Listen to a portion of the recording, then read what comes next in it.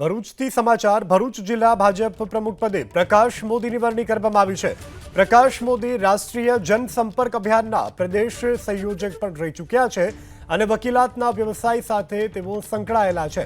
તો પ્રકાશ મોદીના નામની જાહેરાત કરવામાં આવી છે ભરૂચ જિલ્લા ભાજપ પ્રમુખ પદે અને તેઓ અગાઉ પણ અનેક જવાબદારી નિભાવી ચૂક્યા છે।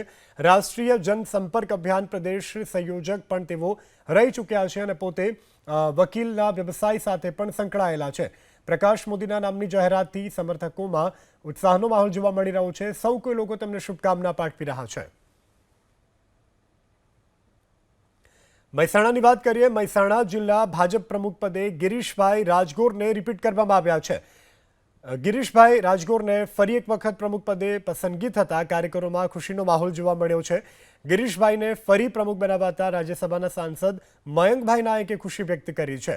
તો ફરી એક વખત તેઓને રિપીટ કરવામાં આવ્યા છે ગિરીશભાઈ રાજગોર કે જેઓને પ્રમુખ તરીકે પસંદગી કરતાની સાથે જ સાંસદ રાજ્યસભાના સાંસદ સૌ દરેક જિલ્લામાં જિલ્લા પ્રમુખોની સંરચના માટેનો કાર્યક્રમ એના અનુક્રમે આજે મહેસાણા જિલ્લા ભારતીય જનતા પાર્ટીના અધ્યક્ષ તરીકે ખૂબ કર્મઠ કાર્યકર્તા અને જેમની બીજી પેઢી ભારતીય જનતા પાર્ટીમાં કામ કરી રહી છે એવા ગિરીશભાઈ રાયસનભાઈ રાજગોરને પુનઃ ભારતીય જનતા પાર્ટી ગુજરાત પ્રદેશ દ્વારા મહેસાણા જિલ્લાના અધ્યક્ષ તરીકે આજે નિયુક્ત કરવામાં આવ્યા છે।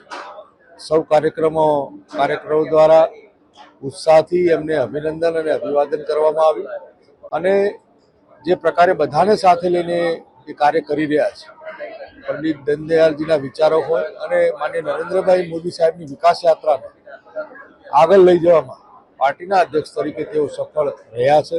આવનારા દિવસોમાં પણ તેઓ સફળ રહે એ શુભકામનાઓ સાથે આજે એમને અભિનંદન પણ પાઠવું છું અને પ્રદેશ ભારતીય જનતા પાર્ટીનો આજે હું આભાર પણ માનું છું।